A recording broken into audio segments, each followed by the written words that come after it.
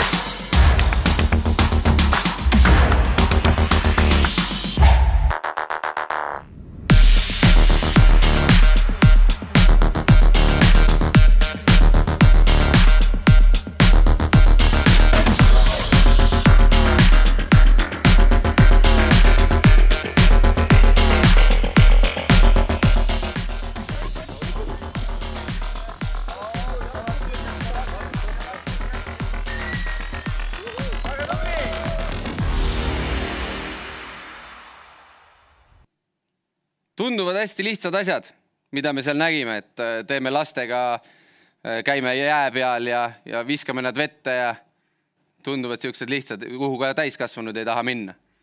Tegelikult point on hästi lihtne, et kõik, mis me teeme, me proovime teha praktiliselt, ellu jäämise režiimiga. Me käime nendega päriselt matkal, mitte me ei räägi sellest, et matkal oleks vaja käia või orienteeruda oleks vaja osata. Me viime nad loodusesse, me õpetame neile, kuidas kuivtoidupakki lahti teha, mis maitsega need on, toorelt süües, valmistades. Samamoodi kõik need katsed, mida me teeme siseruumides. Eks te nägite, mul on olnud hästi tigedad võitlused, ütleme siis nii, selle teemal, et miks ma annan lastele äädika pudeli kätte. Äädiks tundub jumala süütu asi. Ma ostan poest süldi, valan sinna endal mingi liitri peale ja söön kodus. Mul ei ole probleemi sellega. Aga samal ajal ma saan riielda, et miks ma lapsele äädika kätte annan. Seal on ju söövitav märk peal. Ja nüüd ma mäletan enda lapsepõlvest, et kus oli äädikas?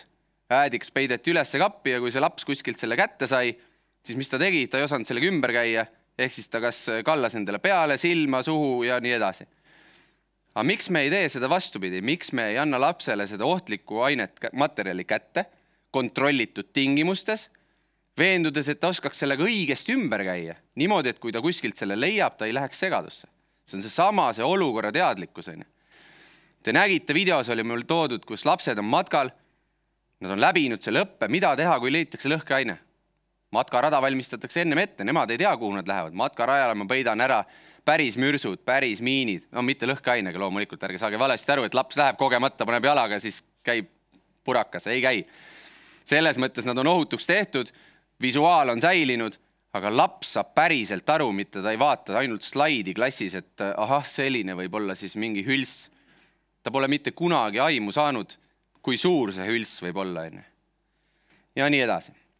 Et sellepärast meie teeme asju nutiseadmed väljas, ellujäämise režiim sees ja päriselt kõik läbi. Kõik maksimaalsed välised tegevused hästi lihtsal põhjusel. Sest nad on tegelikult nagu, ma tean, et siin on hästi palju kooliõpetajaid ja kuulamas ka, siis ma ütlen, nad on tegelikult nagu koolis tundides istumisest nagu nii väsinud. Meil on see võimalus, et nad tulevad meie juurde koolivälisel ajal ja me tegelikult saame nendega kogu seda asja praktiliselt läbi viia. Ka siis on õppeklass suur, 20+ õpilast, kui on lapsevanemad kaasas, siis veel suurem, aga seda on võimalik planeeritult nagu läbi viia. Ja need samad viimased 2 punkti ongi siin slaidil siis märguandeks, et miks läbi laste on nagu hea seda elanikkonna kaitse sõnumit edastada. Ma tegin võistluse, lapsed versus lapsevanemad. Lapsed olid füüsiliselt läbi katsunud kõik need elemendid, mis te ennem ütlesite, need täiskasvanud vaatasid seda välipliiti. Et minul lapsed olid selle kõik läbi katsunud ja ma tegin lapsed versus lapsevanemad võistluse. Kiiruse peale. Kes suudab kiiremini kotti pakkida, seal oli kõike muud segamini ka, nagu memoriini põhimõte. Ja lapsevanemad said pähe selle, kaotasid. Miks? Sest nad ütlesid, et ma teadsin küll, hiljem ma teadsin, et seda asja tuleb panna sinna kriisikotti. Aga siis, kui on situatsioon käes, siis ma ei tule selle peale. Ja mida see ilmestab? Ettevalmistus. Kui sa oled füüsiliselt asjad läbi teinud, siis sa saad aru, kui on situatsioon käes, mida sa tegema pead. Ja klaasatud plaani välistesse tegevustesse. Nüüd kujutage ette, mingi komando või päästeamet käib ennetusüritustel. Mingi suur üritus, Tallinna merepäevad, päästeamet on oma telgiga kohal seal. Me võtame hoopis lapsed sinna kaasa. Need samad noorte ringi lapsed või mina kasutan enda lapsi ära selle jaoks. Kõlab jumala inetult, ma kasutan oma lapsi ära, viin sinna ennetusüritusele.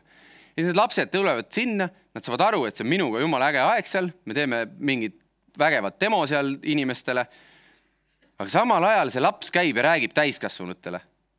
See räägib ja siis, kui ma olen tähele pannud, et kui mina lähen räägin täiskasvanule, siis lähevad nagu lukku ja siis laps räägib, siis täiskasvanud niimoodi suu ammuli kuulavad. Mõtlesin, kuulge, aga miks me kogu aeg niimoodi ei tee?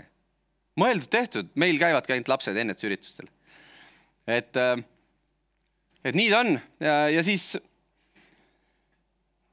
põhimõtteliselt on niimoodi, et millega me alustasime, äädikast ma rääkisin juba. Esmaabi, kõige alus. Kui inimene noorest saati oskab orienteeruda esmaabis, siis ta on kokku puutunud verega, mis siis, et see võib olla see mulaas.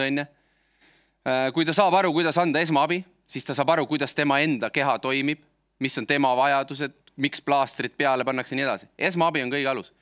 Kui sa suudad esmaabi lapsele selgeks teha, siis ta suudab hakata orienteeruma kogu selles ülejäänud maailmas oluliselt lihtsamalt. Ja siit slaidilt viimane infopunkt on see ilmastikuolud. Ja see ilmastikuolud, ärge mõelge nüüd ainult seda, et meil on kevad, suvi, sügis, talv. Ei ole. Ilmastikuolud tähendab tormituuli. Praegu on sügis väljas, vaatame, jumala ilus ilm.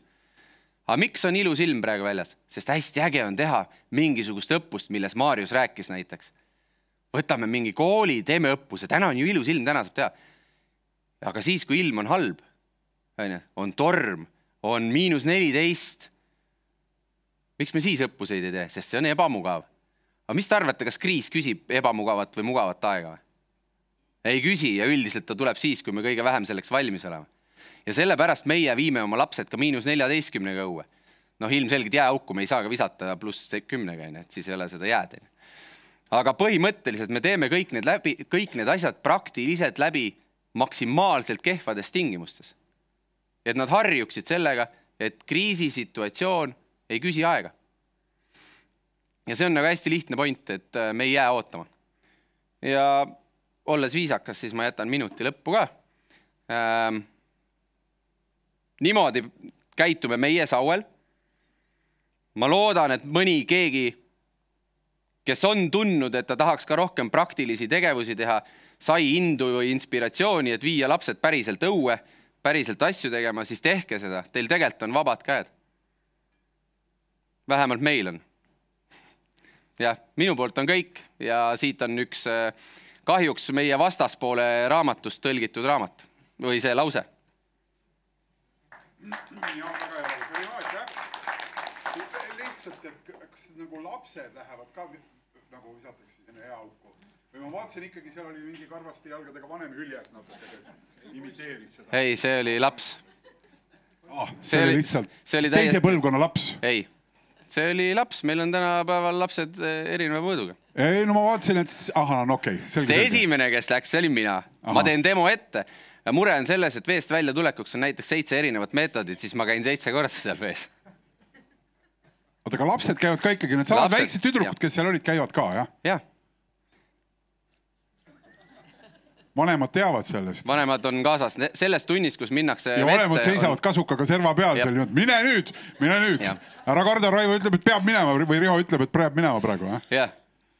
Me tegelikult vastu tahtmist jõuga kedagi ei viska. Laps peab ise olema huvitatud sellest, et saada see külma kogemus. Mõni on läinud ainult jalgupidi vette, ta saab selle soki seisundi kätte korraks või soki tunnetuse ja ta ei taha rohkem minna. Mõni läheb ilusti, käib lõpuni välja ära. See auto, mis seal videos paistis, on täpselt samamoodi, et MTÜ õpime aitama, aga koos me seda teeme. Nemad on eestvedajad, meie käime toetamas ja siis me laseme ka maksimaalselt enda inimesi sealt läbi.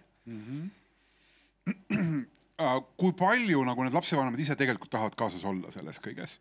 Et mulle endale kogu aeg tundub, et see, nagu kuidas meie hariduselu peaks liikuma, on see paratamatu, et eriti väiksemates kohtades, nagu Saue, eks ju, et siis kool, lapsevanemad, kohalik omavalitsus, et see moodustab mingi sellise teistsuguse seose. Kas sa näed, et seda huvi on seal valmisolekut? Jaa, see on täiesti üllatav, et tegelikult kui sa annad laste vanematele selle võimaluse kaasuda, siis nad tulevad ja teevad. Ma tegin kompleksvõistluse 11 erinevat ala, kõik päästega või elanikkonna kaitsega seotud ja sellise entusiasmiga panime 6 tundi jutti võisteldi, et ma ei näinud mitte ühtegi negatiivset tunnet või meeleolu või kurbust, et ma pean nüüd siin võistlema. Seda tehti vapustava hea meelega. Hoiad asjad Saue piires raames või käid kaugemal ka? No sinna, kus kutsutakse. Okay. Minul ei ole probleemi. Ida päästekeskuses me käisime, varsti lähme lõunasse, rääkime oma asju, kuidas me teeme. Aga tegelikult näiteks Arviga me just rääkisime ühest ideest, mis just äsja siin sündis, et peaks ära realiseerima, mida saab üle Eesti nagu kasutada. Igal pool on su enda lapsed kaasas siis või? Ei, päris igal pool ei ole. Ma võtan teiste lapsi ka. Väga hea. Lihtsalt see laste näide meenutas mulle ühte Tai minu meelest sotsiaalreklaami, mis sai väga-väga hea tulemuse ja seal oli küsimus suitsetamise, siis selline suitsetamise vastane reklaam. Ja nad tegid lihtsalt seda, et väiksed lapsed, sellised 5, 6, 7 tänaval siis varjatud kaameraga läksid suitsetava inimese juurde ja küsisid suitsu. Ja inimesed siis enamasti hakkasid vastama, et ei, kuule, et sa oled liiga väike ja see teed tervisele seda ja nii edasi. Ja siis lapsed kinkisid neile sellise väikese kaardi, mis ütles, et kuule, et aga kui sa minu eest hoolitsed, miks sa enda eest ei hoolitse? Ja see lõikas päris hästi seal. Nad said nagu väga hea tagasiside ja kuidagi see suitsetamise statistika seal vähemalt hetkeks tegi täitsa selge jõnksu. Ja, aga meie põhimõte on ju täpselt sama. Täpselt sama, just. Et see tegelikult töötab, et me olenditena kuidagi nagu tajume seda laste eeskuju hoopis teistmoodi. Aga suur aitäh sulle!